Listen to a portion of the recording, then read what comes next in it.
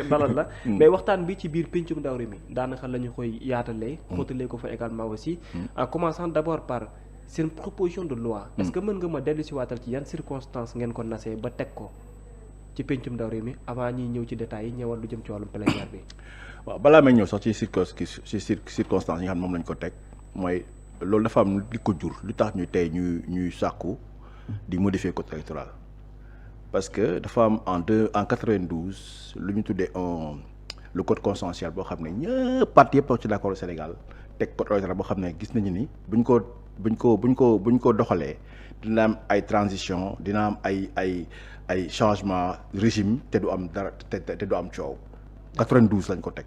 mu am ci biir ñaari alternance Macky Sall li ñëw moom ci code boobu la jàllee nekk président de la République waaye moom mun namm ni bëggatul am koo xam ne moo koy wutu peut-être ci année yi di ñëw wala demee noonu lu mu gis mooy xool naka lay tripatouiller code électoral bi pour li mu bëgg mu am ko.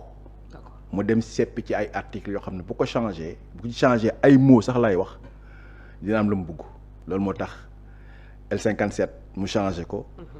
en 2000 def na en 80 en 2018 quelque chose comme ça. 2019 voilà. L29 mu changé ko en 2023. pour rek bloquer ay candidats Karim Wade Khalifa Sall Ousmane Sonko boobu ba mu amee. parti politique yëpp d'accord ni code électoral dañ koy changer dañuy disant lu mu dugal ci jaxase ci biir code électoral dañ koy rétablir parti yi d'accord ci tey jii ñi nga xam ne d'accord lañu moo ne pour dañ ko war a changer société civile bi d'accord ni bu ñu ñëwee dañ ko war a changer ñun ñi nga xam ne ñoom nekk tey la ba mu jotee ñu dem 2024 accès au pouvoir ñu ne ñun bu ñu ñëwee dañuy changer code électoral L29 L30 dañ koy changer jàll sax ñuy laal L57 dañuy laal L29 L23 léegi loolu moo tax ñun bañ ko defee ñu waxtaan suñu biir en tant que groupe parlementaire tëggaat ko teg ko sur la table du président de l'Assemblée nationale sur la table du bureau de l'Assemblée nationale. depuis quand ngeen ko commencé. ñu ngi ko non waxtaan nañu ci lu yàgg mais ñu ngi ko déposé en décembre 2025. lañ ko teg sur la table du président de l'Assemblée nationale. loolu yàgg na de. waaw bañ ko tegee. le lendemain président de la République discours à la nation ne moom am na loo xam ne mu ngi koy nas jëmale ci entre autres changer le code électoral mais ñu ne kon bokk affaire bi dañ ko suspense parce que tamit amul logique ñun ñu changer article L29 L30 ba pare 2 mois après wala 3 semaines après ñu code électoral bees président ne ci premier trimestre bi dina dugal paquet de loi boobu nga xam ne code électoral bi ci la bokk ñu ñu toog retiré ko ñu retiré la dépôt bu ñu defoon auprès de la présidence bi ñu ko retiré ñu xaar di déglu ba le 31 mars amul proposition de loi bu ñëw amul projet bu ñëw dugaluñu ko ci bureau dugaluñu ko à conseil des ministres te ñun ñu ngi xaar ñu ne kat comme loolu am na lu ñu déposé woon en mars dañ koy déposé waat tel quel saa ñu ci benn virgule ñu dugalaat ko le 2 avril n'est-ce pas. 2 avril ba ñu ko dugalee bureau bi càmbar ko transmettre ko tout de suite donc valider ko accepter ko ni recevabilité bi transmettre ko au président de la République pour mu joxe ci avis boobu moo ñëw fin avril bii nii ba ñu koy càmbar barki démb. waaw léegi nag ci diggante bi nag ci la avant projet de loi yi génn mais booba c'était trop tard quelque part léegi nag li tax sax ñu déposer ko parce que dañu am ay contraintes ay contraintes sur le plan communautaire c'est-à-dire parce que CEDEAO dañoo tere 6 mois avant une élection nga changer code électoral 6 mois avant élection yi di ñëw dans 2 mois ñu dugg ci 6 mois yi. waaw janvier la 2027. voilà donc code bu ñu ko changé wul mais ça veut dire que ñun on va aller 2 mois après dugg ci 6 mois yi ñun ñi nga xam dañu bëgg respecter code humanitaire les cadres communautaires. dañu am l'attitude pour changer code électoral bi. ñu ne loolu pour mu bañ ñu dal comme c'est important parce que mënuñu ŋàññ code électoral boo xam ne Macky Sall moo ko fi teg ñun ñu ñëw au pouvoir di sàggan ba ñu dugg ci période boo xam ne war mënuñ ko changer ñooy nag ñun kat comme loolu la 2 mois la ñu am quoi qu'il en soit dañ koy dugal changer ko après on verra ce qui se passe moo tax ñu dugal ko démb lañ ko changé validé nañ ko léegi problème nga xaar donc loolu yëpp mooy raison yi nga xam ne moo taxoon ñu dugal L29 L30 pour modifier ko. dinañ ñëw ci question promulgation balaa ko la position de certaines personnes notamment ci biir société civile ak ci biir parti politique yi ñoom ñiy jàpp ak yéen ne li ngeen def nii forcing la ak proposition de loi taillée sur mesure ba tax nu ñu ne ànduñu ci ak yéen dàq ko. ñaari mbir. forcing taillé sur mesure ci taillé sur mesure lay commencé Ousmane Sonko à 2 reprises député yi bëgg nañu dugal changement L29 L30 mu ne non bu ñu ko def. kañ yàgg na depuis le début depuis bu ñu accéder au pouvoir en mars au début de l'année 2025. mu bañ mu ne jaru ko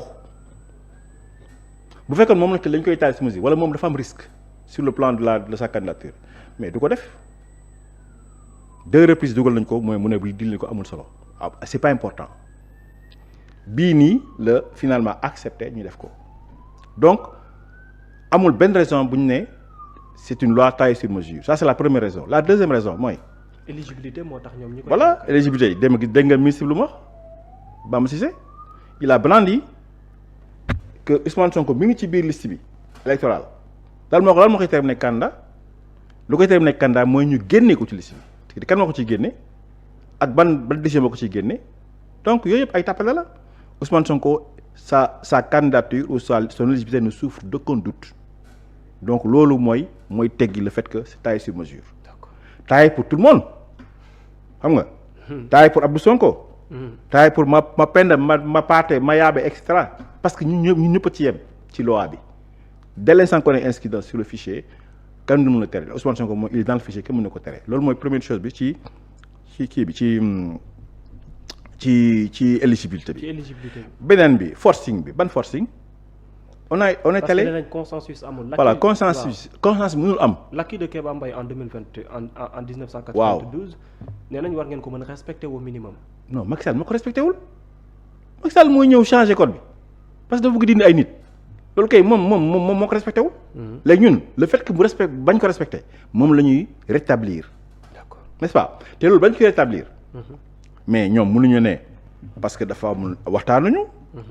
non si waxtaan nañu ci dialogue bi dialogue bu ñu imposé woon daaw bu ñu tegoon bu président tegoon ba nga xam ne parce que dem na ci. yéen foofu ngeen ko téye. waa non foofu la ñu ko téye parce que tax parce que dafa am dialogue ba mu paree dafa am rapport bu génn. ci biir rapport bi ñu lister les points d'accord ñu lister les points de désaccord point d'accord président ne point d'accord dina fexe ba tout de suite ñu jëmmal ko toutes les dispositions yoo xam ne amul incidence financière tout de suite la koy def toutes les dispositions yoo xam ne day am incidence financière ñu jël temps bu xool naka la ñuy régler ces incidences financières loolu le président wax n'est-ce pas léegi nag les points de désaccord comme am na désaccord kay mais dañ koy yóbbu assemblée. ngeen tranché. ñun ñoo majorité n'est-ce pas wala minorité bi sax bu leen neexee ñoom ñu créé seen ko am na désaccord ñun dañuy teg seen projet la dugal ko proposition dugal ko ñu xool ndax dañ koy jàll bu ñu convaincre ñun en tant que majorité mais dañ koy voté bu ñu convaincre ñu teg ko fële jël boo xam ne ñun convaincre nañu teg ko waxtaanee ko voté ko loolu moo tax L29 L30 désaccord la woon. ci biir dialogue bi ñun ñu tëgg suñu loi. proposé ko comme étant au niveau de l'Assemblée ñu voté ko démb. donc loolu société civile bi dañu ne consensus sax garaawul peut-être mais rien que le fait le président de la République am avant projet teg ko rek waroon naa mën a tax ngeen surseoir seen projet de loi. seen proposition loolu gars yi nee nañu loolu kii constitution réglé na ko amul prééminence de l'Assemblée ou de l'exécutif ou du judiciaire ku ci nekk am nga ci prérogative pour proposer une loi. projet de loi pour le gouvernement ou l'exécutif pour projet de loi pour l'Assemblée pour les députés sax la wax pour les députés. Oui. N'est-ce pas ñu am nañu prérogative boobu noonu lan moo ñuy tere ñuy xaar naan dañuy xaar exécutif. mais pourquoi tam ngeen am problème pour xaar ko. non parce que jaru ko wax naa la contexte ni ñu am ñun tey jii nii xam nga ñun xaar nañ ko xaar nañ ko wax naa tout à l'heure que processus bi. waaw décembre déposé nañu. mooy 3 waaw mois ñu xaar. premier trimestre. loolu def nañu ko pare ba mu des ba mu jeexee mais amatuñu droit wala amuñu sax raison ne dañuy xaar parce que am nañ ci prérogative te lu ñu tënk ci kanam moo tax ñu proposer ko pour dugg dans ne pas rester dans les délais des 6 mois donc loolu def na rek la donc yooyu ay wax tapé la xam nga problème bi mooy est-ce que loi bi baax na wala baaxul est-ce qu'on rétablit une injustice ou pas. tamit def calcul ne Diomaye dafa nekk ci sur benn jeu politique boo xam ne daf leen bëgg a déterminer loo au-delà ci date bi nga xam ne dafay dépasser les 6 mois moo tax ngeen. waaw loolu pour man disons considération annexe la war a nekk. mais ñun. est-ce que ça n'est pas aussi une réalité. oui si ça peut être une réalité xam nga nekk ma ci bopp gars yi. non amatul ça peut être. vous êtes député. non soyons kii rek xam nga.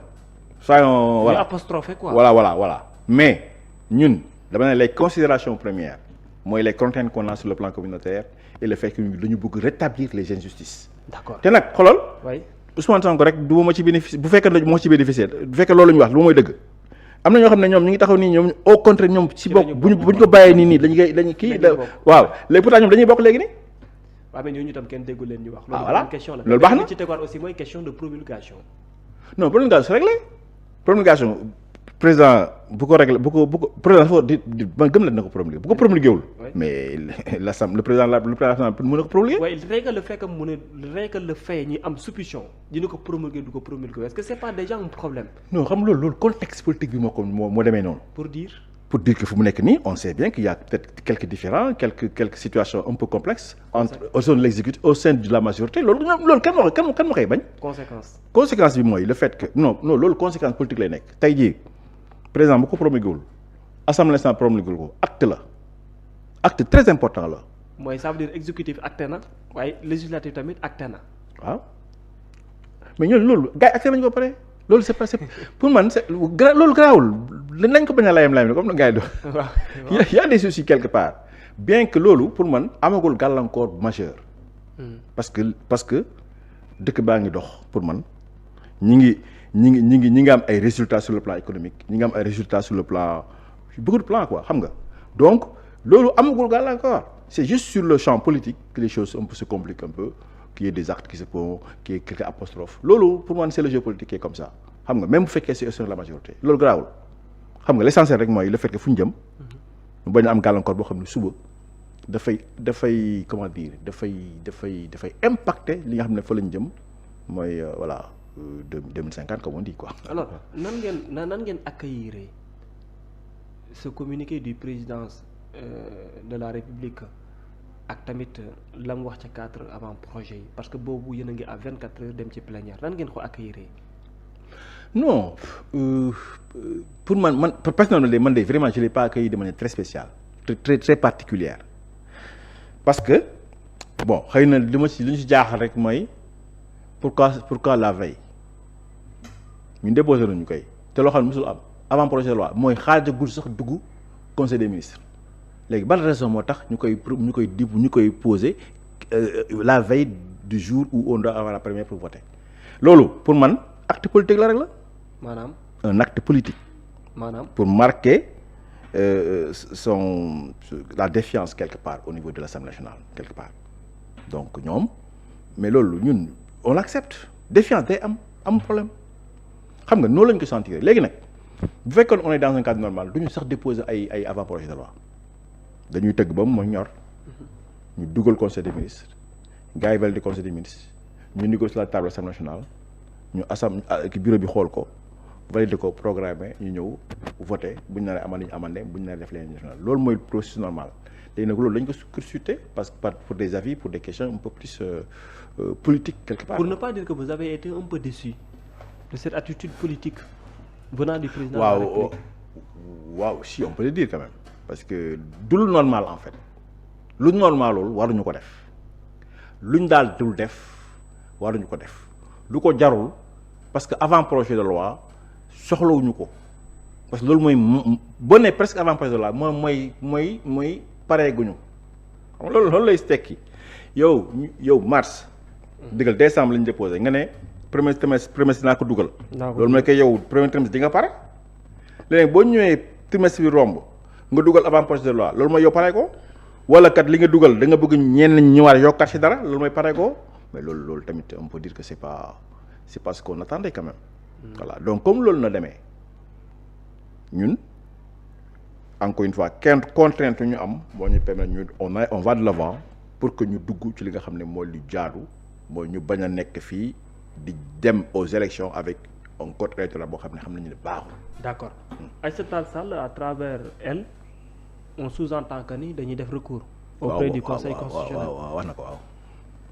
ndax nekkul surprise aussi ci yéen. ak tamit ndax mënul entaser parfois aussi. non mais. moo mënul entaser li ngeen. ñoom amul man par exemple boo xoolee gis ma benn si à part si defañ ko toutes les lois qu'on a votées même les lois qu'on a la proposition de loi qu'on a faite ensemble. waay bi ngeen bokk def na am na def nañ ci ay recours. am na yoo xam ne am na ci ay gàllankoor c'est normal sax. parce que règlement intérieur de l'Assemblée nationale. waaw mais loolu xam nga vote de loi loolu moo ànd. c'est-à-dire que am na yoo xam ne qui peuvent t'échapper dans la façon d'écrire la loi ou dans la sorte d'implication léegi yow ki ko gis fekk jàll na mais da ngay dem déposer en tant que député da ngay dem déposer conseil moom mu xool bu xoolee ba def ci ay considérants waxul ni loi bi yëpp baaxul de daan kat baax na waaye ci lii ak lii nii ak nii moo ci baaxul ngeen dindi ko loolu moo xew ci kii bi léegi moom pareil la def nañu ko on a voté une loi nee na am na ci baaxul mais na déposé conseil bu ñëwee lu mu ci wax rek ñu jàpp ni loolu la loolu pour man c'est pas une surprise le fait que ñoom ñu def recours c'est pas une surprise au contraire fii sax la ñu gën a sentir ni que ils vont faire un recours parce que am na yoo xam ne sax taxawul sax wax nañ ko mais bon voilà. alors lan mooy sa gis-gis en tant que député ci li nga xam ne moom moo xew tam ci pencum ndaw réew mi am na lu ma gis loo xam ne nii peut-être xaw na maa bett député bi joxaar bi beneen député ci attitude am envers le président de la République est-ce une surprise pour yow à l'hémicycle et surtout ngeen bokk ñëpp. même parti politique bi leen indi. oui c'est une surprise mais bon. notamment féliciter Cheikh Bara. oui bon peut-être que bon voilà c'était il y avait des circonstances qui ont fait que mais j'imagine que man je suis sûr que bu fekkoon bu ñëwaatoon du ko def. kan du ko def. moom félicité bi xëy na apostrophé. est-ce qu'il y a eu.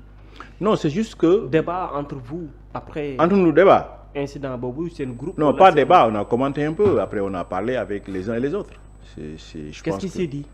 non que si jaru ko c'est pas il faut pas donner un spectacle aussi bon xaw kii lu mot pour ne pas trop frustrer mais débat spectacle war nañu ko joxe quoi. donc on en a parlé à tout le monde à table au resto dans nos bureaux et tout ça mais je pense que loolu dootul amaat quoi j'imagine que dootul amaat. Ayib dafay tranché wul. non y a pas tranché te yóbbuñu ko fenn dañ ko waxtaanee rek c'est un incident dans l'hémicycle qui concerne nos partisans nos amis nos naka laa ko tuddee. vos confrères. waaw nos confrères on en parle en tant qu'amis confrères. après et on règle la situation et on passe. je pense que warul compliqué quoi léegi nag après c'est vrai que sur le plan médiatique nag day indi ay kii quoi mais c'est normal c'est le jeu médiatique qui fait ça. mais c'est réglé pour moi c'est réglé. alors ñi des ba ndege ni mais ci wàllum avant projet yi l'honorable député nan nga gisee ce qui a été mis sur place parce que dégg naa maître Abdoulaye Tall fii nee na li président de la République sumb yëpp ci 80 projets yi am na loo xam ne jot ngeen ko ci lire. lan ngeen ciy préparé gum est-ce que mettre ngeen ko sur la table pour commencer ko gëstu pour xoolagum.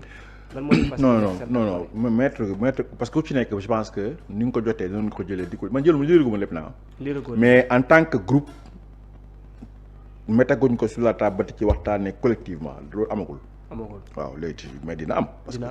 parce que bu ñu ñëwee bu ñu ko naree dugal à un moment donné il faut qu'on se concerte en tant que groupe parlementaire pour prendre une position voilà.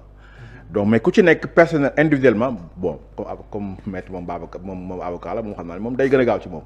ñun ñi nga xam ne on n'est pas avocat xëy na on va prendre du temps gën ko lire gën ko comprendre bu ñu amul ci kii ñu laajte.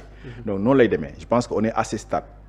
donc bu ñu ñëwee nag bu ñu ci paree nag encore une fois le groupe va se réunir xool ko buñ ko dugalee buñ ko dugalee conseil des ministres ba indi ko sur la table.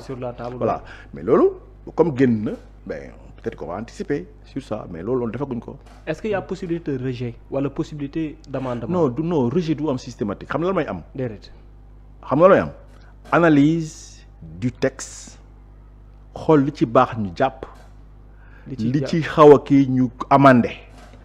mais rejet du am boo xam nga amande presque rejet bu ndaw la mais du rejet systématique amande mooy nga gis ni kat disposition bi nii moo ko gënee nii lañ ko war a bindee xam nga. waaw ñu porté ko collectivement wala ñu porté ko benn député ñëw porté ko proposé amendement bi alinéa tant ñu waxtaanee ko nga ñëw défendre ko ñu voté ko bu ñu ko voté ñu jàll.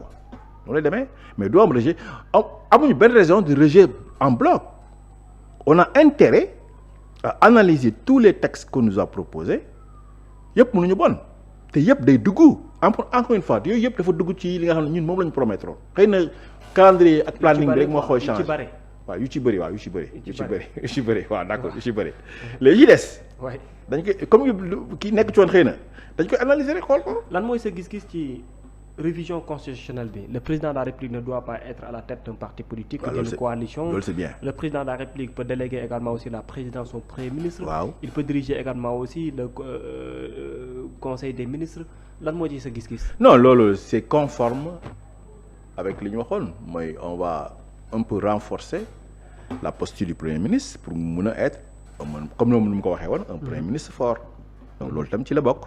donc xëy na loolu xëy na lépp kiiwul noonu mais loolu au moins on peut l'apprécier que le premier ministre va être dans des dispositions un peu plus voilà il a beaucoup un peu plus de coups de franche waaw mais loolu c'est normal.